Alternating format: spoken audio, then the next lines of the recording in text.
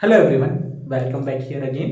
और आज हम लोग नेक्स्ट टॉपिक पढ़ने वाले हैं जिसमें हम लोग ये डिस्कस करेंगे बच्चों की अगर हम लोग एसी सर्किट से रेजिस्टेंस को कनेक्ट करते हैं, एक रेजिस्टर को कनेक्ट करते हैं तो उसका करंट पर क्या इफेक्ट होगा, उसका रे डायग्राम कैसे होगा करंट का, विद कंपैरिजन करेंगे हम लोग उसकी ईएमएफ के साथ जो हमने एसी सोर्स कनेक्ट करा है और उसका हम लोग फेज डायग्राम पढ़ेंगे। तो सबसे पहले बच्चों हम लोग का टॉपिक का नाम है AC circuit with pure resistor. तो मैंने एक रेजिस्टर लिया है जिसका रेजिस्टेंस आर है। ये वायर जो लगा है कंडक्टिंग वायर, इसका रेजिस्टेंस हम लोग निग्लिजिबल मान रहे हैं, कुछ नहीं मान रहे हैं। एक एसी सोर्स से कनेक्ट करा है बच्चों। This is the symbol of AC source. Last time मैंने आपको बताया था कि एसी सोर्स वो होता है जिसकी वैल्यू मैग्नीट्यूड चेंज होती है और पीरियोडिकली उसका डायरेक्शन भी चेंज होता है, मतलब प्लस से माइनस, माइनस से प्लस होता है। ठीक है, अच्छा चलिए, तो हम लोग ने ईएमएफ कनेक्ट करा है। उस ईएमएफ वो साइनोसॉइडल फंक्शन है E naught sine omega t. What is E naught बच्चों? It is the maximum value और peak value of the EMF. Omega t is theta, that is known as phase. हम उसको क्या बोलते हैं बच्चों? इस एंगल को फेज बोलते हैं। नाउ हम लोग जानते हैं आपको ईएमएफ दे रखा है, कितना दे रखा है? E equal to E naught sine omega T. बच्चों अगर आपको ईएमएफ पता है तो यहां पर ईएमएफ इस रेजिस्टेंस के पोटेंशियल ड्रॉप के क्रॉस बराबर होगा ऑफ कोर्स। तो देखो अगर मैं ओम्स लॉ लगाता हूं तो आई नो ओम्स लॉ क्या होता है, V equal to I R. यार यहां से जो भी करंट निकलेगा वो करंट इस रेजिस्टर से पास होगा, ठीक है ना। तो V equal to I R, मुझे अगर I फाइंड आउट करना है, can I use this equation.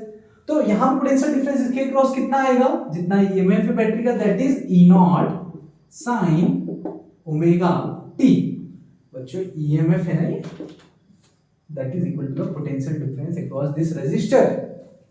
ठीक है, क्लियर है क्या? कोई इंटरनल रेजिस्टेंस नहीं लगा है यहां पर। तो ये जो ईएमएफ जो है इसका वही पोटेंशियल ड्रॉप होगा इस बैटरी के, सॉरी इस रेजिस्टेंस के अक्रॉस। तो V E naught sine omega T.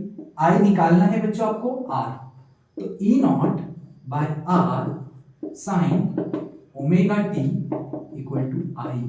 ठीक है बच्चों, ध्यान से देखो, ध्यान से क्या देखोगे आप लोग? यार ये करंट साइन का फंक्शन है, ठीक है, लेकिन ये ई नॉट पे डिपेंड कर रहा है और आर पे डिपेंड कर रहा है। ये ई नॉट भी कांस्टेंट है, ई नॉट भी कांस्टेंट है पीक वैल्यू, और रेजिस्टेंस जो हमने स्टार्टिंग में ले लिया वो भी कांस्टेंट है। तो इसको एक मैं नए कांस्टेंट के नाम से दे रहा हूं, इसका नाम रखा मैंने आई नॉट। क्या नाम रखा बच्चों? आई नॉट। तो ये मेरे पास करंट का इक्वेशन आ गया। आप लोग अगर ध्यान से देखोगे तो जो फेज है ईएमएफ का फेज कितना है? Omega T. करंट का फेज कितना है? Omega T. दोनों साइन के फंक्शन हैं, तो आप लोग बोलोगे कि ईएमएफ, यहां पर ईएमएफ एंड करंट दोनों इस सर्किट के लिए आर इन सेम फेज। क्यों? आप लोग ध्यान से देखो, सेम फेज में, किसमें है? सेम फेज में। तो अगर आप लोग ध्यान से देखोगे तो ये देखो यहां पर क्या है? Phase omega t. इसका फेज कितना है? I naught sine omega t. Clear है बच्चों? ठीक है। अगर आपसे कोई बोलता है कि आपको क्वेश्चन में पिक वैल्यू दे रखी है करंट की या पिक वैल्यू वोल्टेज की, आपको बोला रेजिस्टेंस निकालो, तो मैं आपको एक रिलेशन बताता हूं। यहां पर मैंने क्या करा है? आई नॉट किसके बराबर है? ई नॉट बाय आर की। आई नॉट किसके बराबर है बच्चों? ई नॉट बाय आर की। क्लियर है आपको? तो ये आपको याद रखना है। अगर आपसे कोई रेजिस्टेंस पूछता है, इसका रेजिस्टेंस निकालो, तो आप लोग ये बोल सकते हो, इसको अगर मैं इसको इस तरफ ले जाता हूं, इसको इस तरफ ले जाता हूं, तो जो रेजिस्टेंस की वैल्यू आ जाएगी हो जाएगी ई नॉट अपॉन में आई नॉट। क्लियर है बच्चों? ई नॉट अपॉन में I naught will be the value of resistance. ठीक है, आपको मैं रे डायग्राम बना के दिखाता हूं। इसका रे डायग्राम कैसे बनेगा? पहले ईएमएफ का बना देता हूं। ईएमएफ किस पे डिपेंड कर रहा है? साइन पर, मतलब 90 पर मैक्सिमम, और ये हो गया 3π/2, ये हो गया 2π। देखो कैसे चलता है।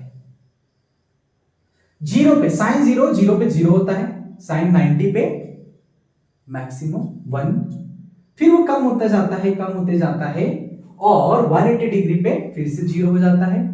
ठीक है, और फिर नेगेटिव में बढ़ता है और फिर 2 पाई बाय फिर से 0 जाता है, फिर पॉजिटिव में बढ़ता है, लाइक इस तरह ग्राफ चलता है। और ये जो पीक वैल्यू मिल रही है इसको बोलते हैं हम लोग ई नॉट। क्या बोलते हैं बच्चों? ई नॉट। अगर मैं दूसरा कलर यूज करके अगर मैं सोचूं तो करंट का कैसा बन जाएगा बच्चों रे डायग्राम? ध्यान से देखना, करंट का क्या बनेगा रे diagram? It also depend on sign omega T, और दोनों का फेज सेम है। फेज सेम है मतलब ये भी ओमेगा टी है, ये भी ओमेगा टी, दोनों साइन के फंक्शन है, तो करंट का ग्राफ भी यहीं से स्टार्ट होगा। ये ब्लैक कलर करंट को रिप्रेजेंट कर रहा है, मैं सेम ग्राफ बना रहा हूं। उसका एम्पलीट्यूड मान लेते हैं कम है, ठीक है, क्योंकि ये ई नॉट बाय आर है, आर से डिवाइड है ना एम्पलीट्यूड, कम होगा ऑफ कोर्स, तो लेट इट बी ये। तो ये आपका आ गया करंट का इक्वेशन। क्लियर है क्या बच्चों? तो करंट का जो मैक्सिमम वैल्यू है वो डिवाइडेड बाय आर है, तो कम है थोड़ा, तो आप लेकिन कम ज्यादा छोड़ो, आप लोग ये देखो, नेचर देखो, ठीक है। नेचर क्या है ग्राफ का? ये भी साइन ओमेगा टी, ये भी साइन ओमेगा टी, तो दोनों जीरो से स्टार्ट हुआ है, दोनों का फेज भी सेम है, एंगल भी सेम है। क्लियर है बच्चों? तो दोनों साइनोसाइडल फंक्शन है। अगर आपसे बोलता है इसको क्या बोलते हैं हम लोग? रे डायग्राम। क्या बोलते हैं? रे डायग्राम। क्या बोलते हैं बच्चों? रे डायग्राम। और एक और डायग्राम होता है जिसको हम लोग बोलते हैं फेज डायग्राम। मैंने आपको बताया यार दोनों सेम फेज में है। तो अगर मैं ई आर की बात करता हूं, जो ईएमएफ अक्रॉस रेजिस्टर है या वोल्टेज ड्रॉप अक्रॉस रेजिस्टर है, और जो करंट है वो दोनों सेम आएगा। अरे हम क्या कह रहे हैं आपको बच्चों कि जो वोल्टेज ड्रॉप अक्रॉस रेजिस्टर है, ये ना ईएमएफ के बराबर जो भी है, ये वोल्टेज ड्रॉप अक्रॉस रेजिस्टर, और ये जो करंट निकाला है, ये दोनों क्या है? सेम फेज में। क्यों? दोनों का एंगल सेम है। तो मैं ऐसे रिप्रेजेंट करता हूं फेज डायग्राम की, ये देखो दोनों का डायरेक्शन सेम, दोनों एंगल को रिप्रेजेंट कर रहा है। एंगल कुछ है ओमेगा टी, लेकिन दोनों का एंगल ही सेम है, मतलब कोई फेज डिफरेंस नहीं है। तो देखो इन दोनों की लाइन में मैंने कोई डिफरेंस नहीं बनाया है। अभी आपको समझ आएगा फेज डिफरेंस में करंट और कैपेसिटर और इंडक्टर के केस में क्या बनाऊं। तो इसको हम लोग बोलते हैं फेजर डायग्राम। क्या बोलते हैं? Phasor diagram. लोग को नोट डाउन कर लेना है बच्चों, और आपको पॉज करके देखना है कि क्या समझ नहीं आया, मुझे बताना है कमेंट में। कि बहुत सिंपल है, बहुत सिंपल डेरिवेशन है। मैंने ईएमएफ पता था, मुझे करंट का नेचर निकालना था, करंट कैसा होगा अगर मैं इस रेजिस्टर को एसी सोर्स के क्रॉस कनेक्ट करता हूं। तो मुझे पता चला यार करंट का नेचर भी साइनोसाइडल ही होगा, और उसकी मैक्सिमम वैल्यू आई नॉट होगी, जो कि ई नॉट और आर पर डिपेंड करेगी। ये रिलेशन है, यहां से आप लोग आर की वैल्यू भी निकाल सकते हो। क्लियर है क्या? ये इसका रे डायग्राम है, ये मैंने देख के बनाया है, ये और ये करंट का बनाया है मैंने, सेम दोनों साइन साइन थे, तो सेम नेचर का ग्राफ बना है दोनों का। फेज डायग्राम एक इंपॉर्टेंट थिंग सीखी मैंने, लेकिन यहां पर देखो इसका भी ओमेगा टी एंगल, इसका भी ओमेगा टी एंगल, दोनों में फेज का कितना डिफरेंस है, एंगल का कितना डिफरेंस है? कोई डिफरेंस नहीं है, जीरो है।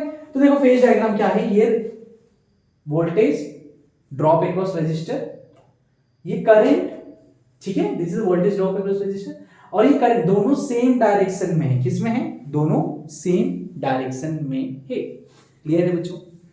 अरे क्लियर है कि नहीं? ठीक है, तो मिलते हैं नेक्स्ट वीडियो में, ठीक है, बाय बाय।